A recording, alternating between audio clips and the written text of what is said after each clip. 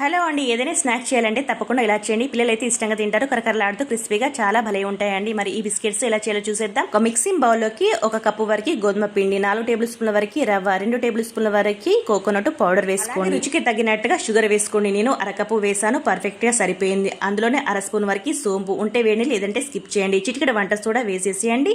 మరొక 1 table spoon వరకు నెయ్యి కూడా వేసుకుని బాగా పిండికి పట్టించిన తర్వాత తగినన్ని వాటర్ వేసుకుంటూ ఇలా చపాతి పిండిలాగా కలిపేసుకుని ఒక 10 నిమిషాల పాటు పక్కన పెట్టేసుకుని ఒక 10 నిమిషాల తర్వాత మరొకసారి బాగా కలిపేసుకొని ఇలా చపాతి పీటకి కాస్త ఆయిల్ రాసుకొని అలాగే కూలకు కూడా కాస్త ఆయిల్ రాసేసి ఇలా చపాతీలాగా చేసేసుకోవాలి.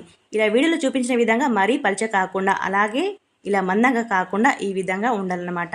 ఆ తర్వాత మీకు నచ్చిన షేప్లో కట్ చేసుకోవాలి. ఇలా బిల్లలాగా చేసుకున్న తర్వాత వీటిని వేడి ఆయిల్లో వేసేసి మంచి కలర్ వచ్చేసి లోపల వరకు క్రిస్పీగా ఫ్రై అయిపోయిన తర్వాతనే వీటిని బయటికి తీసేయాలి. సింపుల్ రవ్వ బిస్కెట్స్ రెడీ. మరి నచ్చితే లైక్ చేయండి, షేర్ చేయండి, సబ్స్క్రైబ్ చేయండి. Thank you.